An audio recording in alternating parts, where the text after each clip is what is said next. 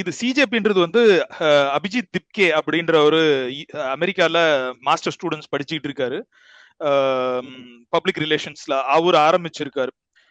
இது இந்த entire episode எப்படி ஆரம்பிக்குதுன்னா, சுப்ரீம் கோர்ட்ல ஒரு கேஸ் ஹியரிங்க்கு வருது. லாயர்ஸ்க்கு வந்து சீனியர் அட்வொகேட்னு டெசிக்னேஷன் கொடுக்கறத பத்தின ஒரு கேஸ் போட்டிருக்காரு ஒரு லாயர்.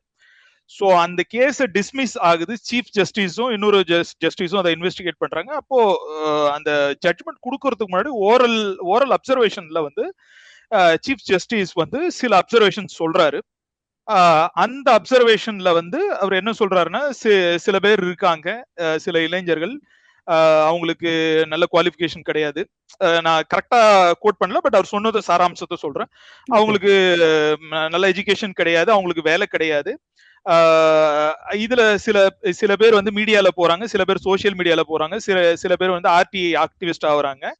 சோ அவங்க வந்து சிஸ்டத்தை எதிர்த்து கேள்வி கேட்கறது தான் எங்களோட வேலை. இந்த மாதிரி ஒரு கருத்தை முன்வைக்கிறாரு.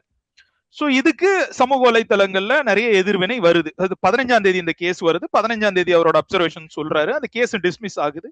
பட் அதுக்கு அடுத்த அந்த அன்னைக்கும் அடுத்த நாளுக்குள்ளேயே வந்து நிறைய அதுக்கு எதிர்வினைகள் சோசியல் மீடியால வருது. சீஃப் ஜஸ்டிஸ் உடனே விளக்கமா கொடுத்துறாரு, நான் எல்லா இளைஞர்களையும் சொல்லல, நான் வந்து சில பேர் போகஸான டிகிரி வாங்கிட்டு இருக்காங்க, அவங்கள பத்தி தான் சொன்னன்ற விளக்கம் கொடுத்துறாரு. பட் இருந்தாலும் அது வந்து கண்டினியூ ஆகுது. சோ இது போயிட்டு இருக்கும் போதே வந்து இது சமூக வலைதளங்கள்ல போயிட்டு இருக்கும் போது அபிஜித் திப்கே அப்படிங்கிற ஒரு அவரு யாருன்னு பாத்தீங்கன்னா, நான் முன்னாடியே சொன்ன மாதிரி மாஸ்டர்ஸ் இன் பப்ளிக் ரிலேஷன்ஸ் யூஎஸ்ல பண்றாரு. மகாராஷ்டிரா மாநிலத்தை சேர்ந்தவர். அண்டர் கிராஜுவேஷன் வந்து பூனால பண்றாருன்னு நினைக்கிறேன்.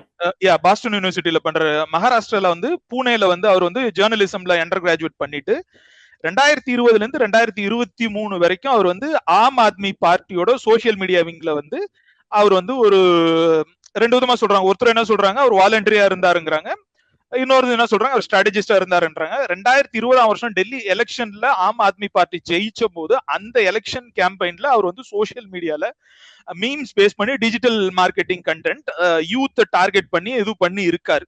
சோ அவரு ஆனா அதுக்கப்புறம் 2023 விட்டுட்டு மாஸ்டர்ஸ் பண்றத முயற்சி பண்றாரு. மாஸ்டர்ஸ் பண்ண யூஎஸ் போயிட்டாரு, இப்ப பண்ணிட்டு இருக்காரு.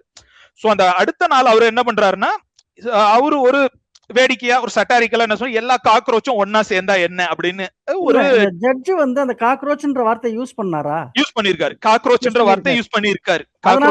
அந்த வார்த்தையை புடிச்சிட்டாங்க. ஆமா, அதனாலதான் அந்த வார்த்தையை புடிச்சிட்டாங்க. அவர் விளக்கம் கொடுத்துட்டாரு.